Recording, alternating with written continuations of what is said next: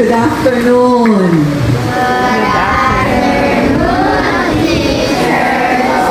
I pray that the Holy Spirit will work right in the midst of us today. This is the third day of our last week of this month's Spiritual Emphasis Week. We anchor this with our ESP and our GMRC. And I'm happy to see some of those who have not been with us for the last 3 days, for the last 2 days. And the Lord, whenever we see something good that is happening around us, we see God's grace working in our lives, in your lives, and mine. And so this afternoon, hanyuon ako ang tanan. Basta magtulog-tulog, akong tawagong. Do you want your name to be called? Of course! The sweetest name on earth. Your name. But the sweetest name of all, the universe, in heaven and on earth, is none other than the name of our only begotten Son of God, our Savior, Jesus Christ. And so for the last 2 days, we talked about the goodness of God.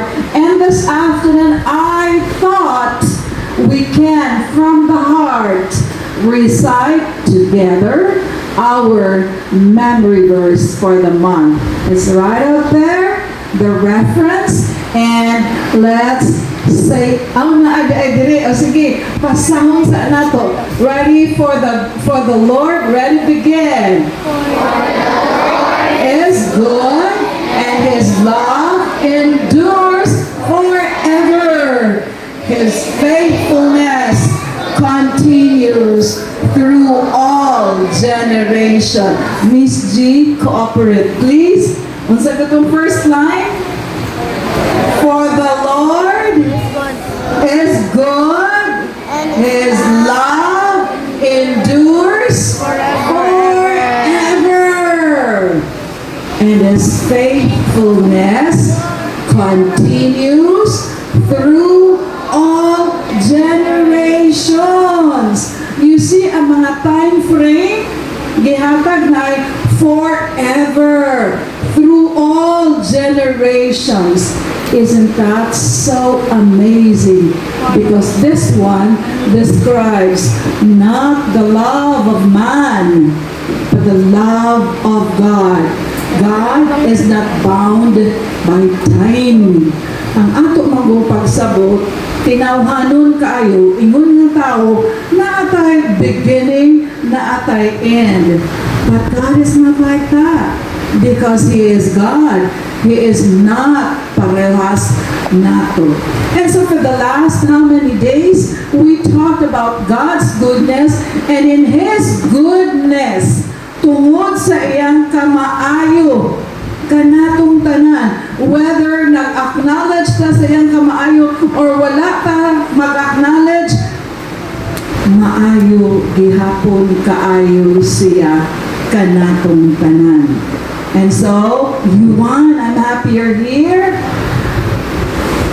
Gihisgutan nato nga tungod sa gugma sa Ginoo, tungod sa iyang kaayo, buot gusto niya nga ma-enjoy nato ang kaayo sa Ginoo. Unsaon man. And then we had our object lessons. Number 1, we have the bit and the bridle. Nganong gikinahanglan ang bit and bridle? Because just like the wild horses, kita tanan. Ano daw itong mga wild horses? It's a wild diri. Nga dili horse. We're not horses, we are not. But sometimes we go wild. Kagahapon mo, nag-shriek. Ang tingog. Kind of wildy, no? Pero palangga kaayo sa Ginoo. We come to Him as we are, raw, white hypocrisy, white tago-tago, tungod kay bisag mutago ta sa ilawom sa simento. Pwede ba itong tago sa ilawom sa simento? Kita nagaan siya nato.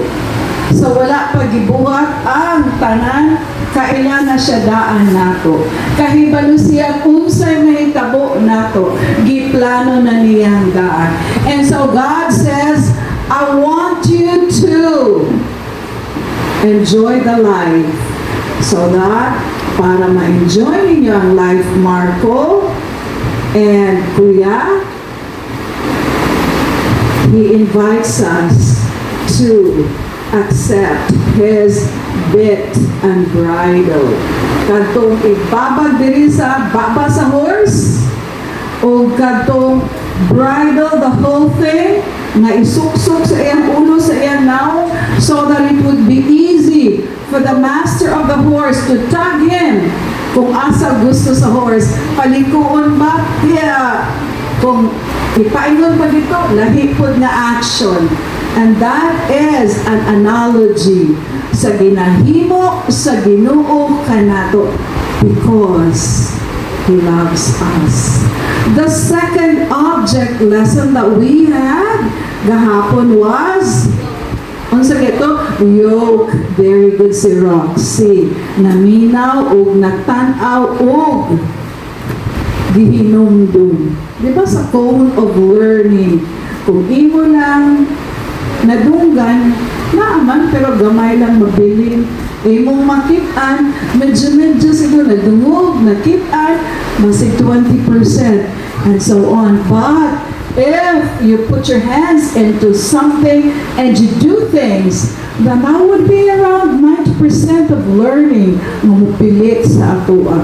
And so we are saying, karon nga hapon, in this week's emphasis of the spiritual part of us, as I have said, ang tao, sumala pa sa Biblia, is both the component ba na ay espirituhanon o na ay physical na part of us. And most of the time, ang ginaatiman nato kaayo is the physical part of us. No? Di pakaon, di kaliguan, di kuskusan, and so on. That's the physical. Pero most of the time, dili kaayo nato ginatagad ang spiritual part of us. Even if we know that there is such a thing as eternity. O ang physical na lawas nato ang atong what we see, how we see each other, this is not going to last. Maayo na lang makabot si Teacher Doris o si Tenita. No? I'm already 64. God's grace in 64 years, His faithfulness. Salamat kaayo. But as I have said, there is that part of us so that bisag madunot ning physical part of me and you na ay part of us na dili pwedeng isulod sa lungon yuan because it does not die. It has to be there.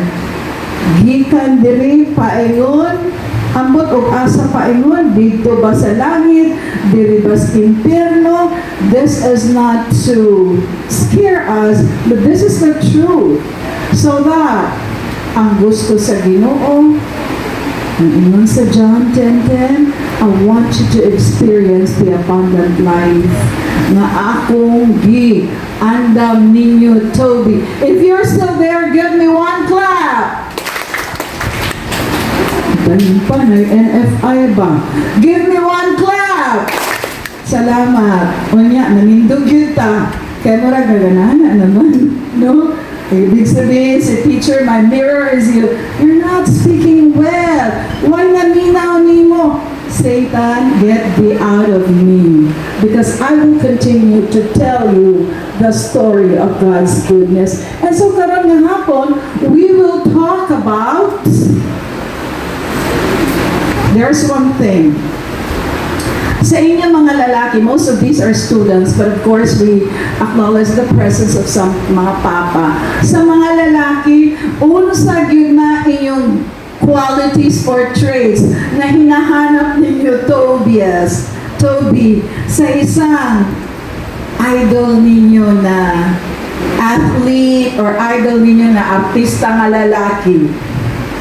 What is it that you like to see?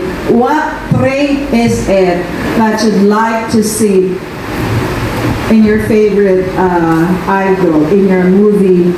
Kanang, o naibihong si Micaela. Sa to ate?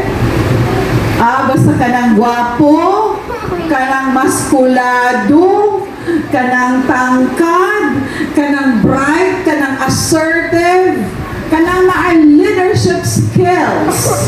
Because the world will say, assert yourself. Be a leader. Do not be passive. Do not be a follower. Ikaw good na. Kana bitaw, ako na good ni. Maunay ginahatagan og pansin sa kalibutan. But today, let me suggest one other trait that may not be familiar with us, but we may not agree much. Kanang word na meek. Meekness. Sige, sabihin niyo daw sa akin, Beno, nagkakandara pa tayo pagka magbinisaya na to o magtagalog. Kaya niya naman tayo mga Amerikano o mga Briton during the pita. Kung sa ganin ang meekness sa Bisaya, magartang, manbayak ta, uy. Meekness. Mikoy. No, not mikoy. Meek. Anybody? Ang tao nga meek, strong or weak? Kasagaran ng word na meek, atong gisago sa word nga lowly. So that we hear the expression meek and lowly. Unya, kasagaran mo abot sa itong una-una, pag meek and lowly ka ng tinay-tinay lang, God. There's nothing good in him. He cannot be a leader. We cannot depend on him. Wala siya mabuhat. Kay tingoy-tingoy lang. Meek lang na siya. But today, tanawon nato, this is atong screen, that meekness is not a weakness. Tanawon nato, Miss Gito, please. Uy, mo ba ni atong verse gahapon, no? Let's aloud together read this. Begin. Take my yoke upon you and learn from me, for I am meek and lowly in heart, and ye shall find rest unto your souls. So, atong nakita again ang word na meek. Yuan. Hi, Yuan. Kagahapon, I used a different version. And the word in place of the word meek, diha sa screen, is gentle. Yes, you noticed. Thank you. Gentle and meek. They are synonymous. In this context of Matthew 11:29, kinsa man na ang meek and lowly in heart. This one is Jesus talking to his disciples. Ingon siya, take my yoke. It's an invitation. Learn from me. It's an invitation. Kaya nga naman, for I, Jesus, am meek and lowly in heart, and I'm going to give you rest for your souls. Dili rest na di na ta magkinabuhi, di na ta marabaw, di na ta magpadayon. No! It's rest for your souls, that we no longer depend on what we can do. We don't have to plan to the detail our life in such a way na wala na yung room na ma-revise, matuis, because for all we know, ang Diyos ang tag-iya natong tanan. Excuse me, sit down please, and put your knees together. Mga anak sa Ginoo, give me one if you're still awake. Agoy, basta ang pagpalakpak, katulgon yun. Give me another two. Two naman to, no? Sige, wak na nagdungan. So, marag na ay civil. Okay, ingon siya na ha. O niya, listen. Una ta, mahimong makaangkon sa rest for our souls. Dinha sa atong context, we need to accept the yoke of Jesus. Take my yoke upon you so that you will learn, so that you will have rest. Nagsulti? Sa memory verse contests nato kagahapon, that was so powerful para kanako. The powerful word, the holy word of God came out from the mouths of our children. And I would like to say, dili nato tiaw-tiawan ang balaan o powerful na pulong sa Ginoo, because this word of God He uses to transform lives so that we will receive directly from Him eternal life for those who believe, for those who will confess that Jesus Christ is Lord. And so Matthew 5:5 says, "Blessed are the meek, for they shall inherit the earth." This is another lesson, but let's just rest on the word meek. Kanang ganiha ingon sa parent, mapaobsanon, kao na to ang mapaobsanon. Kanang opposite sa mapahitasun. Ingon sa Ginoo, take my yoke upon you and learn from me, for I am meek. Kani Matthew 5:5 was recited by many of our reciters, if there is such a word, kagahapon sa atong memory verse contest. Unya, somebody actually memorized the whole chapter of 5. Kini 5, Matthew 5, is actually some sort of a reformulation sa commandment na very familiar to us sa Exodus 20, no? Unya, diri sa 5:5 mas bugat. But Jesus said, I came to fulfill the law. And so, what is the first line of Matthew 5:1? King James kasagaran no, easier to memorize, but very oldie, archaic. And seeing the multitude, he went up into the mountain, and when he was set, his disciples came unto him, and he opened his mouth and taught them, saying, what's the first blessed? Thank you. I know you have it, not just in your head, but in your heart. Babaunin po ninyo ito the whole of your life. And you have a treasure, a powerful treasure in your life because of the Holy Word of God. And so, meekness by Christ. So, Matthew 11 and Matthew 5. Please, Miss G. Niara ang akong gitanaw ng meaning sa word meek. Tanawa na to, ingon siya, sa dilanang sa Greek, ingon siya, meekness is submission to God's will. It is not to be confused with weakness, rather it is a strength under control. Di ay siya sign sa pagka-weak.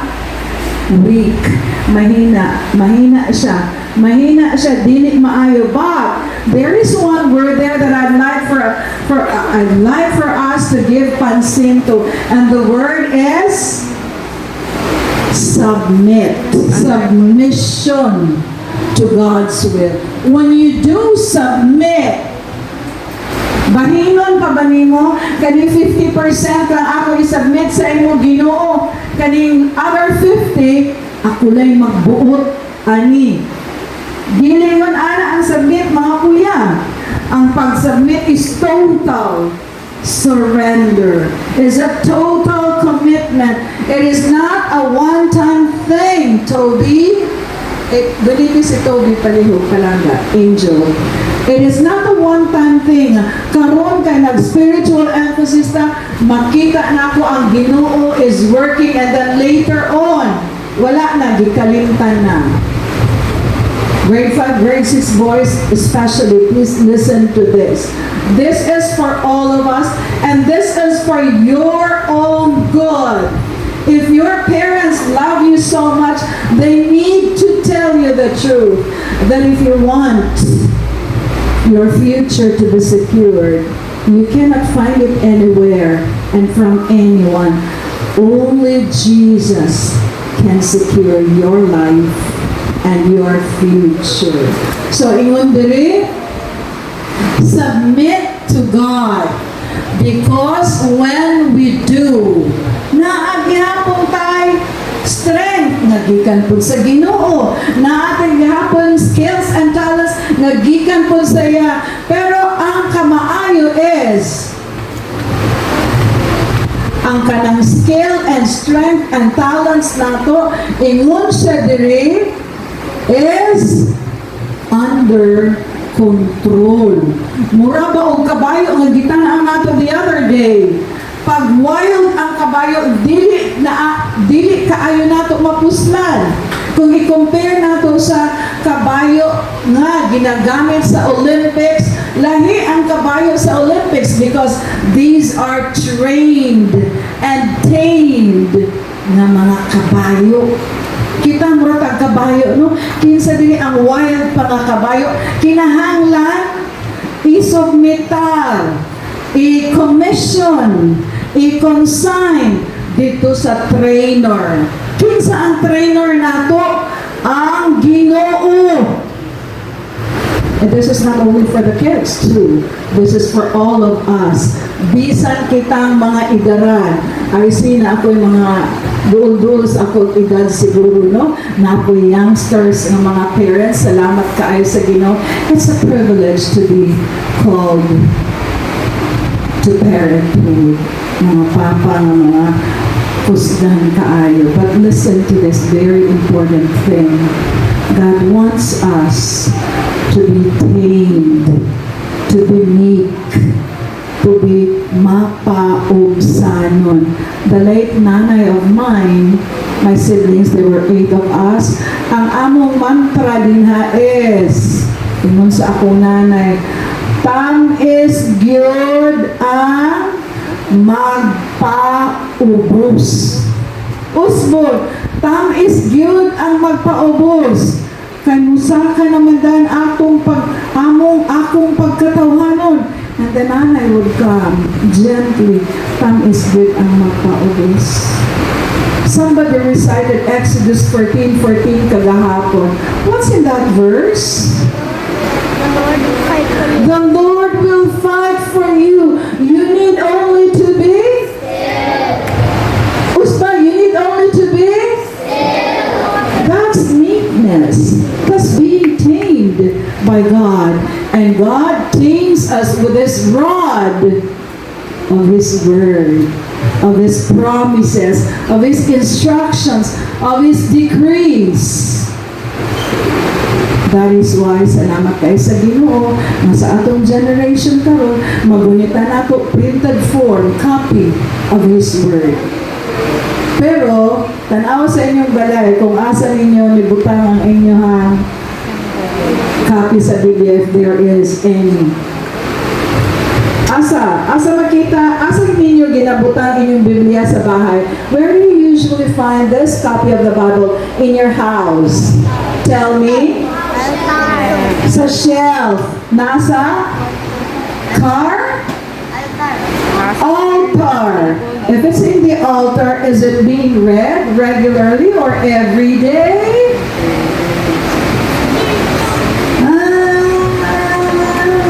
So you will see. Yes, Marco, you're raising a hand. I'm sorry, we're used to interacting during chapel time. Come on! Where do you usually find this? Bible at home, in your home. In the place where books are found. Okay, did you hear that? Any place where books are found. Because this is a book, but this is not just an ordinary book. Romans 1:16 says, "For I am not ashamed of the gospel, for it is the power of God unto salvation, first for the Jews, then to the Gentiles." No? Ang naadiri, kopya sa balaan, the holy word of God, which is His power to convict us, to tame us, to train us, para pwede na tayong pang-Olympics. Para kung mas maganda sa mga problema, mga papa o mama, we know where to run to. When I do not know what to do, 2 Chronicles 20 says, I will fix my eyes on you, Lord. And how is that done? Fixing our eyes unto God through His Son, the Lord Jesus Christ, is to check His Word. Basahon unsay ayang buhaton sa ingon ani nga kahimtang. Miss G, please. So, katong ako nagingon pang Olympics, meekness was the attribute of a horse that was well-trained. Horse niya, well-trained, obedient, disciplined. Well, it talks about some of us, but not all. Tanawa, well-trained. Check your kids. Are they well-trained? Are they well-trained, mga kuya? Lately, natatay mga listahan sa mga retake mo, pasensya kaayo, because parang kuan kaayo sa akong buot ba nga, di naman lang maningkamot atong mga bata kung mag-exam, oy, mag-retake na ta. Pausuhon na to ang retake, not to punish our kids, but because out of love, from grades 4, 5, 6 lang, math now, English for now. Nga naman, that is our bit and bridle.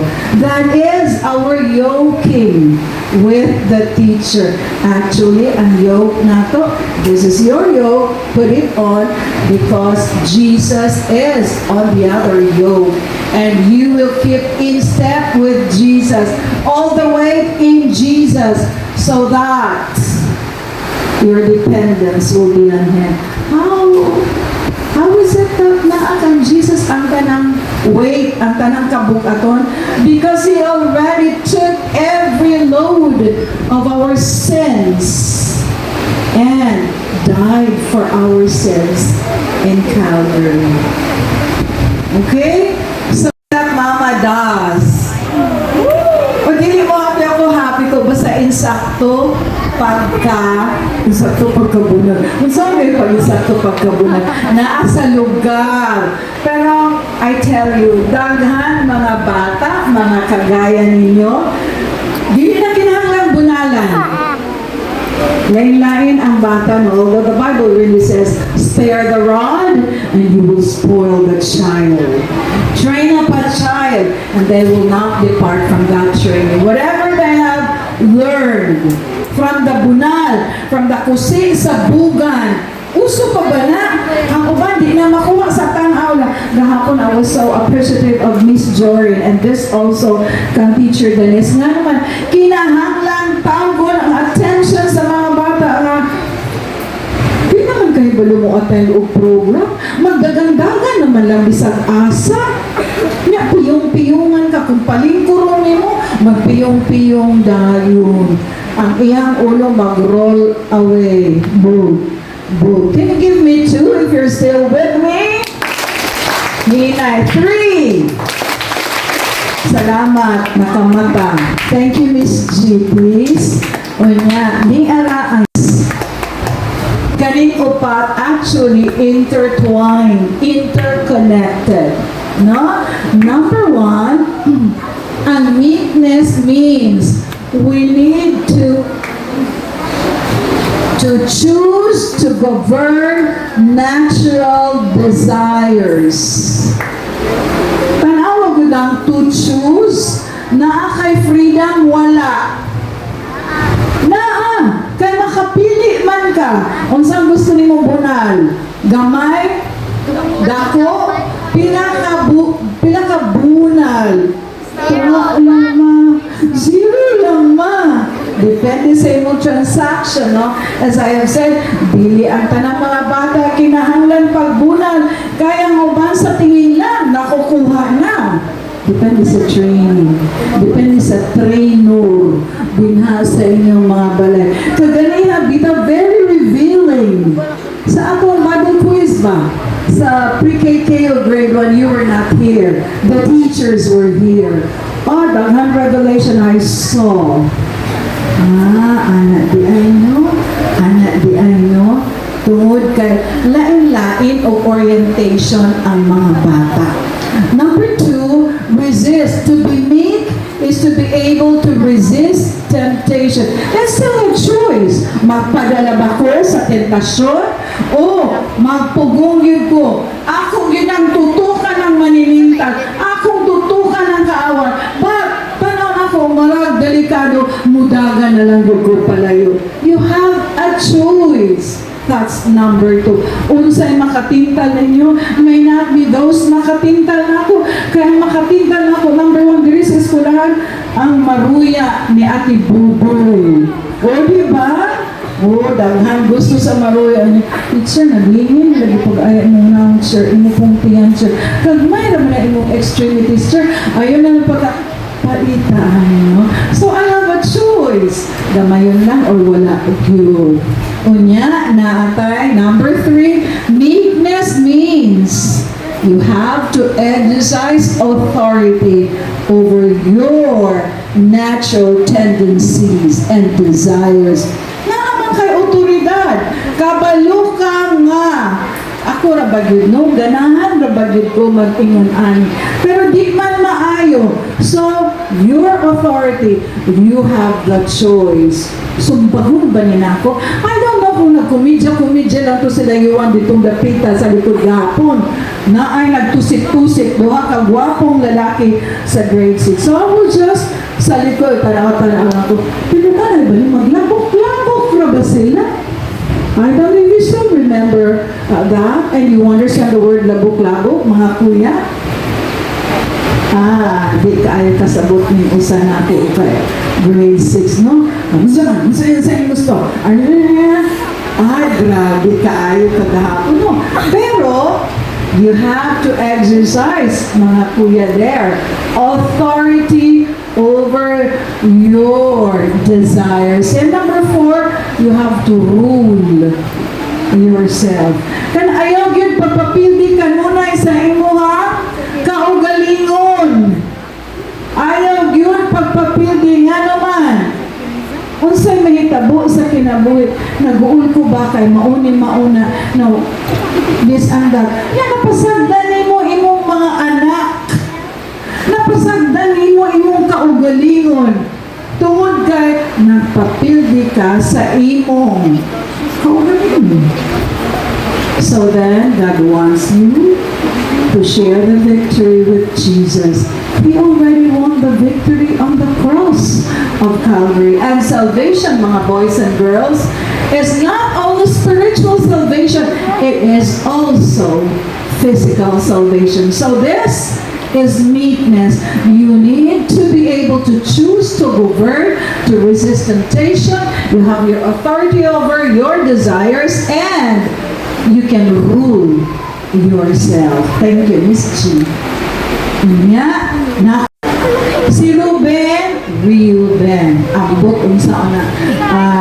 You remember grade 6, our first story? In the thick book, the Hanukkah thing?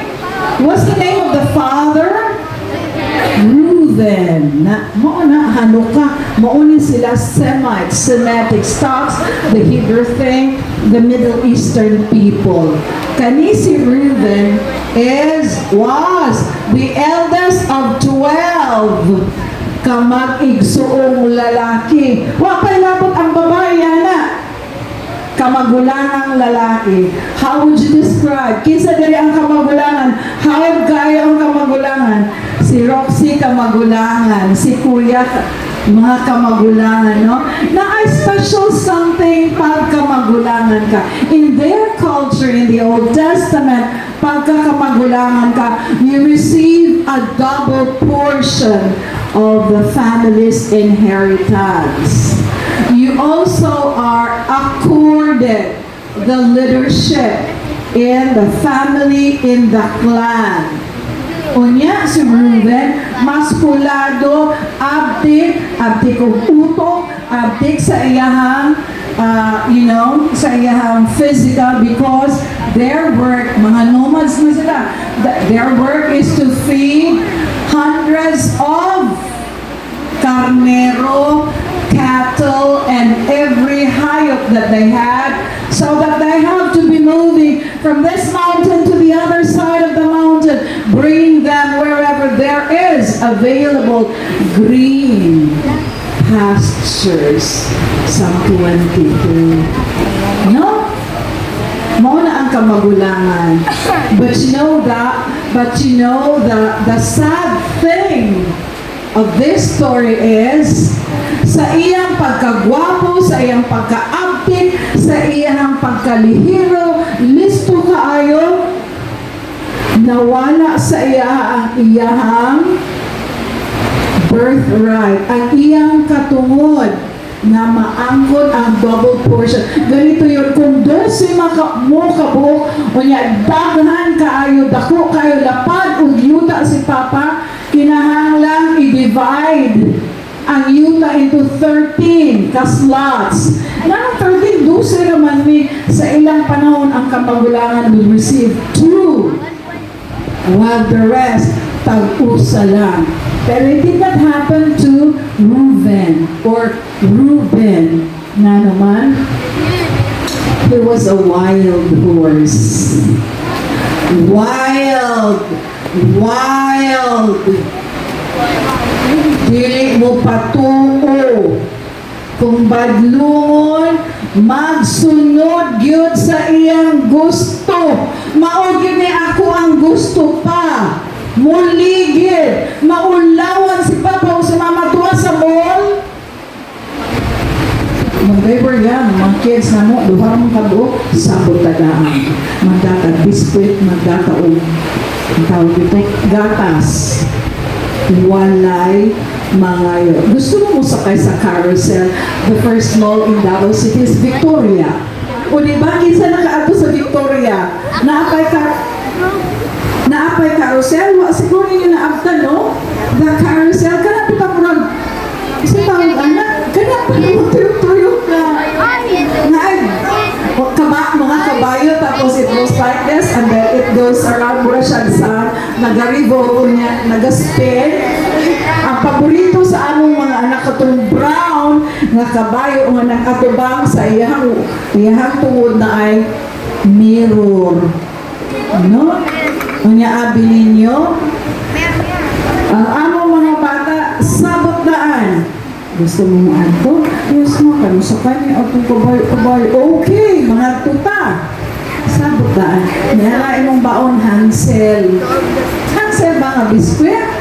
O niarapod ang imuhang gatas. Isulod na mo sa top. Kanang ka-perware good nga. So, inana. So, long story short, they have to stick to the agreement. One time, ang boy, wala kayo nag-behave. Ang ingon sa amahan, unya lang ka sa balay, ha? So, padayon lang sa akin, enjoy. Pag uli sa balay, tinud-on yun. Yay, pa, unsa di ay na ay juicy fruit. Nakaihatag sa dili bunal. Nag-i-explain nga nung bunalan. Si Sir Dan, din na. Ano? Kita mo ba Sir Dan, no? Tiguang na ba si Sir Dan? Mauna ang among kahimta. Muad ko mi sa, kay sa Yusef, makunang tulo. Diha mi sa Victoria, magpalit o groceries. I will tell the kids, usa ka item lang nga dili mo lapas og 50. Taksa sila, they can go around. Now, you be careful kay kung makabuak mo, magiling gud mo diri. Wag yun mi itubos sa inyo. So that was how we did in the bit and bridling with our kids. And so, si Ruben, palpak siya din ha. By the way, mga igsoon ko diya sa Ginoo, mga bata paminaw ha. Si Ruben, na siya igsuon nga si Joseph. Second to the youngest.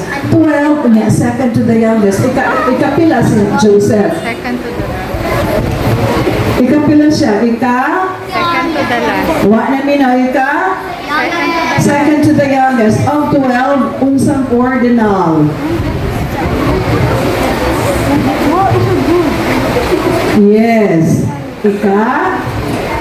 Correct. 11. If you're still with me, clap your hand. 1. Ay, naman ito, hands eh. Okay. Mauna ang picture. Miss G, dugay ko katuwa, no?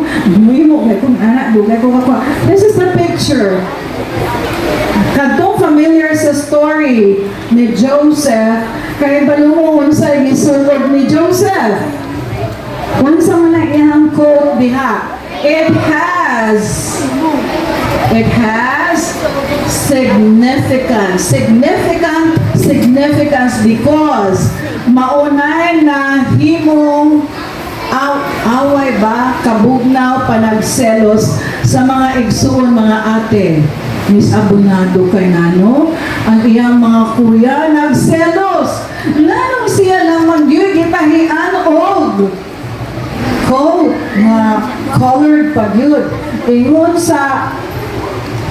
sa uban, kita di ay mo, na chika-chika dahil ang mga kuya, nang kita, wala mo siya lang. By the way, lahi ang mama ni Kuya Joseph sa mama ni Kuya eldest Ruben. Na naman, ang unang gihigugma gyud ni Papa Jacob, si Rachel. Maog yun ang love of my life ni Jacob. Sa ilang kultura, nato na siya, mag-alagay na kay akong pamasaw na si Rachel. Di man pwede. Asawa sa aning ate niya. Oh. So, okay. Because of love for Rachel, Jacob was so willing to work for another 7 years para makuha ang iyang gusto. 7 years, di nakaanak na siya sa primero girl na ipaasawa sa iya. That is why, long story short, si Joseph, ang duha lang kaanak, si Joseph ang the youngest, si Benjamin ang mga anak sa ikaduha ba yung tawag anak? Sa iyang anak kay Rachel na mga gusto niya pangasawon. So that, please listen. Lahi ang pagpadako kang Joseph mga kuya. You still with me? Kay na siya bit and bridle. Na siya yoke. Dili siya kanang luag ragyod kaayo. Whatever the boy wishes, ihatag na kay para dili masama ka, para di ka gilak-gilak, para di ka maulawan. Pusiun pa na to, Teacher Jory, no? Ang uban bata mo hilom, ang uban bata mo iyagak pahinoong samot. But si Joseph, he had everything going for him because he was tamed. A horse that is tamed by the master, creator, through the mother, through Leah. Lahi, no? Same is true with us. Lain-lain ato mga bata, they come from many different orientations and disciplines. The one home is different from this of another home. So that in the classroom, it shows. Makita sa panimalay, kang kinsang panimalay ang nagbutang og bit and bridle. Did I tell you the other day, the first day here, na atay usa ka estudyante nga, oh, I was surprised. Pagpanguli nga sa tanan, na-aday siya nito, and he was so wet. I said, what happened to you? I did not see you on stage today. Oh, sure, because, you know, my blank just dropped me here, and I did not get inside because I know I did not have any costume. Kasi cosplay man to. What did blah blah blah instructions? No, nothing. Kuya, dugay pagkat nakuha siya, papauli. Lain-lain ka orientation. But the Lord, as I have said, is so gracious. We can come to Him as we are. And His goodness continues through all generation. Ngayon, sana si Joseph. Hala, si Joseph, gihapon na, tanawa ko ninyo, kagwapo ni Joseph. It's not just the physical, the physique niya, kundi mismo gwapo ang iyang sulod. God has ordained that Joseph, nga gitabangan sa mga igsoon, sa ilang kasukol, sa ilang pagselos, gihulog nila sa balon, sa well, na dry of course. Kunya si Ruben, siya yung nananoy, kaya saan pa na nato, mamatay na niya, kuhaan na siya din nga. Kunya, ina na lang si Papa nga. Gikaon siya sa, kay, gamay man siya, younger man, kaayo. Gikaon siya sa, saan yung mga ito? Bear, wolf, leon. Kanya, gikuha nila ang coat of many colors, giputangan nila dugo.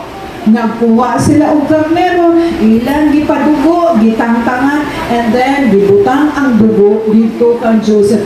Telling the father, Father, we are so sad. Si Joseph na imong gipaapa sa mga para magdala og pagkaon, wa na kaabot, ug kanina lang among nakitaan. Gikaon siya. They lied. Liars. You know what? This is the work of the devil. Where do we find that? The father of all lies is Satan. He wants for us to be deceived and to become deceivers. John 8:44. Whenever the devil lies, that is natural to him. That is his native language because he's the father of all lies. Di na matingala kung mamakak siya. That is why we have to be aware. We have to be very careful. Nga dili ta biktima ni Satan. Unya si Joseph, long story, atong i-shorten, nahimo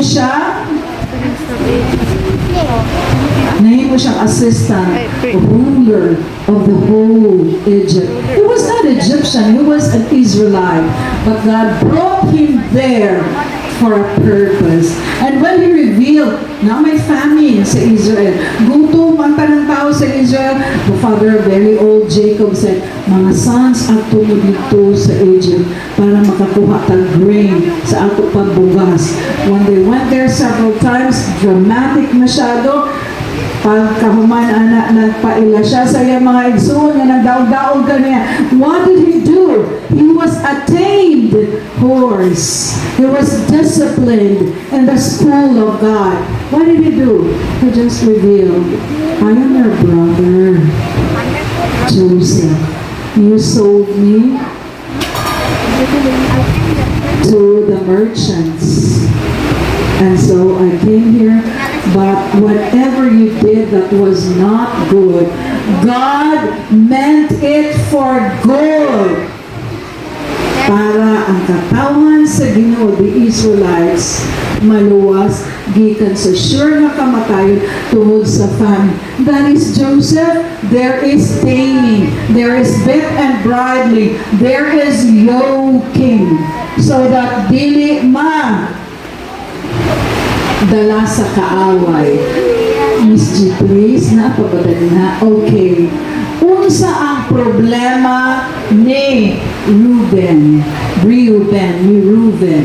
Nga mo po'y problema nato. It's not that we do not have the prospects of leading. It's not that dili ta kahibalo. It's not that we do not have the talents and the skills, mga kuya sa likod.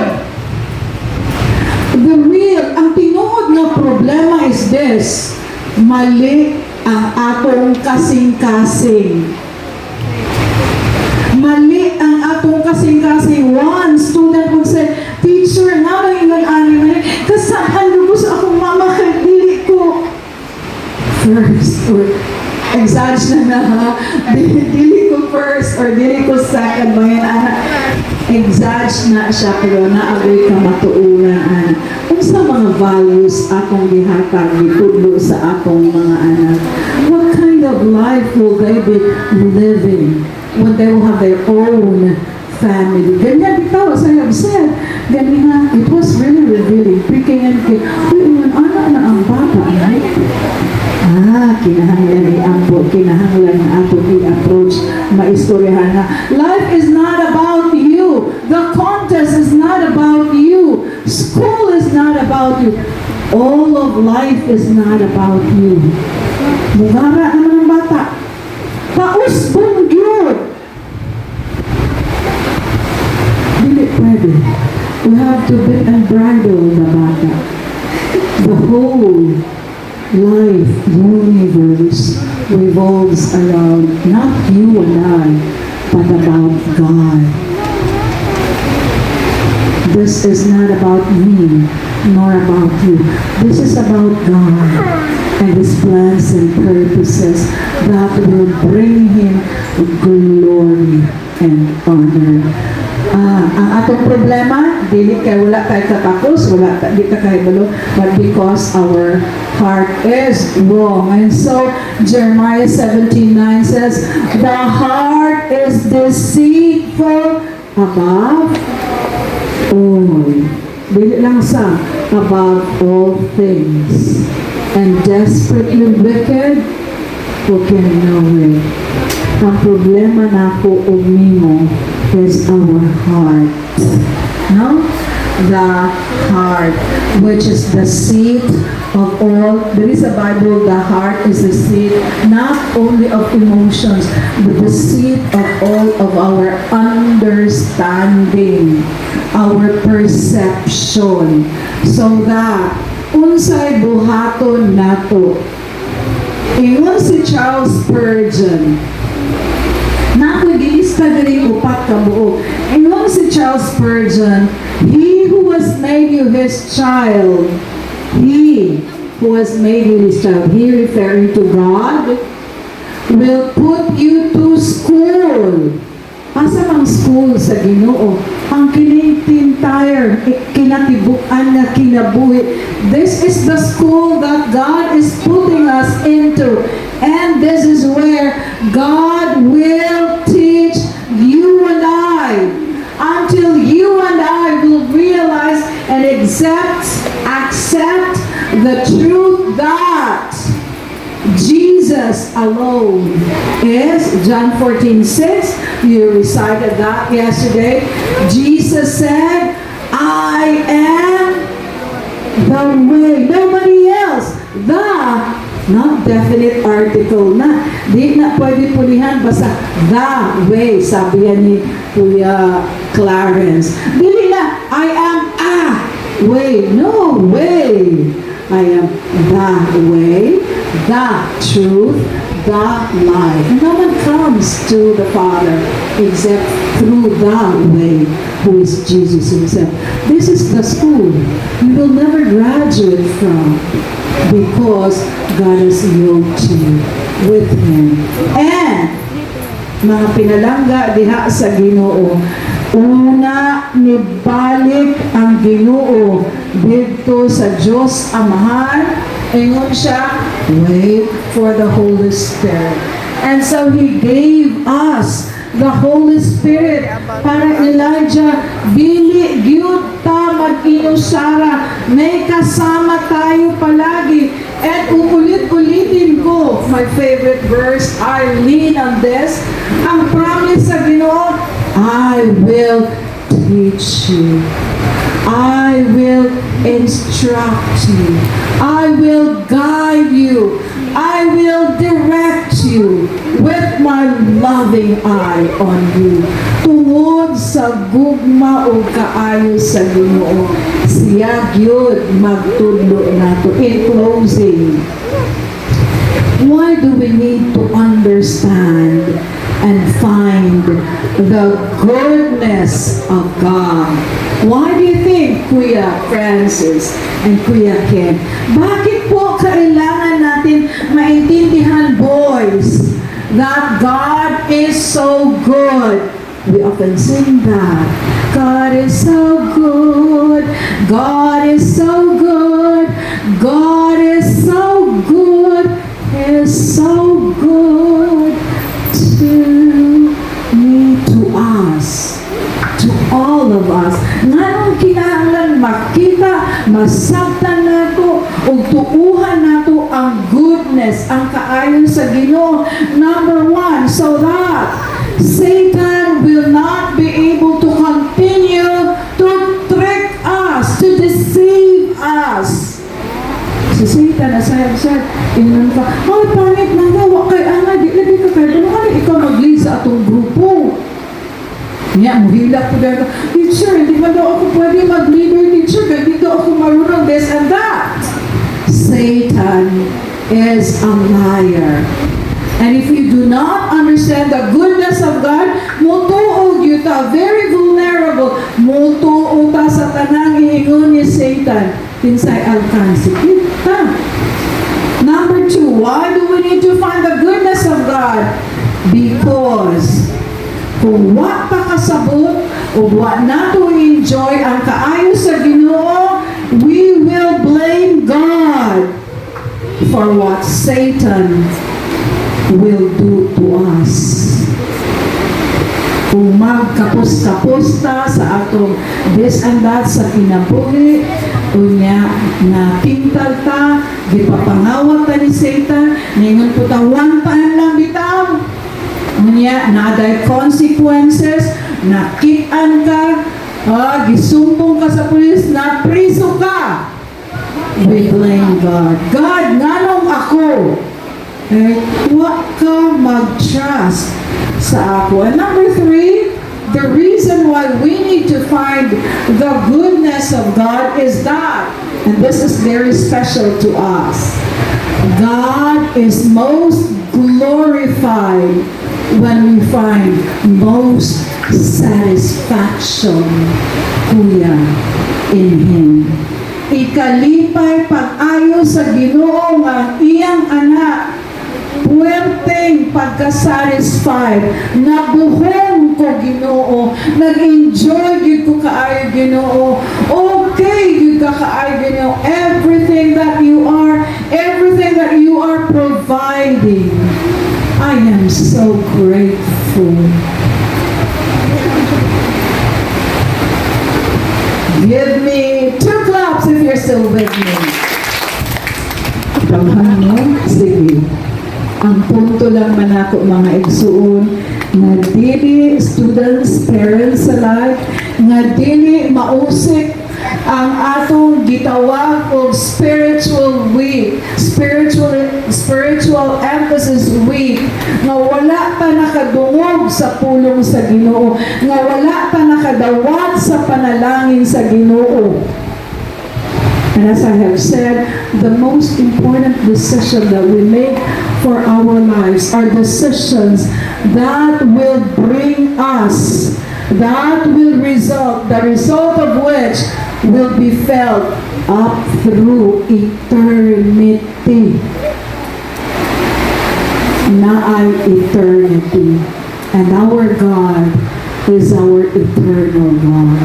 If you have not accepted the Lord Jesus, if you have not, sabi sa Romans 10:9, ano ganyan, Romans 10:9, if you confess, declare Line version, with your mouth that Jesus Christ is Lord, and believe in your heart that God has raised him from the dead, then you will be saved. That is God's provision to every one of us so that we will share with his glory. The goodness of God is the most important thing in life. I want you all to stand with me because I've been standing. Close your eyes and your mouth. Ayaw lang ang ilong. Just your mouth closed and your eyes closed, because we will call upon the name of our God this afternoon in celebration of His goodness. Sa iyang kaayo ka natong tanan. Dear God, you have always been so good. And just like Moses, you have always been our home. Wala may laing padulungan. Wala may laing paulian. Ikaw ra, O Diyos. Kaya kanimo ang kasiguruhan sa kinabuhi diri sa yuta man mayon sa langit, ang kasiguruhan sa kinabuhi that we are secured and safe in your hands. Mulabay man Ginoo, muabot man Ginoo ang mga pagsulay, ang mga kalisdanan, but you will not consign us to give in to the tricks, to the deception of the enemy of Satan. You will take care of us. We need only to be still and know that you are God. Please continue to close your eyes. I'd like to pray for some of you who will need to make decisions. Ginoo, gusto ko ma-secure ang akong kinabuhi. Pinaagi sa pagdawat sa imong bit and bridle. Pinaagi sa imong yoke. Palihog taas kamot, and I will pray for all of us. Do not raise your head if you don't mean to. Seryosohan na to, mga bata, mga ginikanan ang Ginoo. Dear Father, I don't want to open my eyes because you know, you see, you hear every beat of our heart that is so deceitful above all else. We need for you to transform our hearts, our lives. Ginoo, I pray for these hands that are raised unto you this afternoon. Itugod, Ginoo, whatever that decision is, that desire is in their hearts. Bisan o mga batanon pa kaayo sila, speak to them clearly, O God. Speak also to the adults, O Lord, in the same way na maklaruhan namong tanan. And na sila gusto mo dawat sa imong regalo, sa imong gasa nga security and abundance of life na among madawat diha lamang gikan kanimo.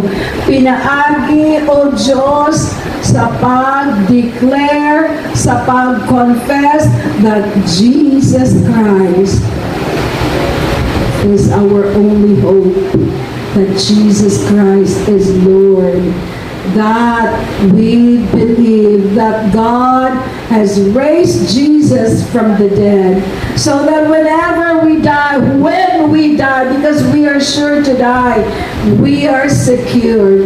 We will also be risen up.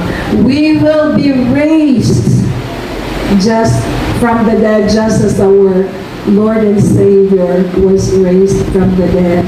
Lord, we thank you for the spiritual blessing that you alone can give. Lord, I pray na magtinir, magpuyo sa among tagsa-tagsa ka kinabuhi ang imong gamahanan nga pulong, balaan nga pulong, O Lord, that brings salvation in the name of Jesus. Lord, bisan pa sa ilang kabatanon, they have kept in their hearts your word. Balunon nila namong tanan sa tibuok kinabuhi kining powerful ug balaan nimo nga pulong ug mauni Ginoo ang among sustenance until we reach the other side of the river and finally glory with our God. In the name of Jesus, I pray. We all pray. Amen. Amen. Please be seated.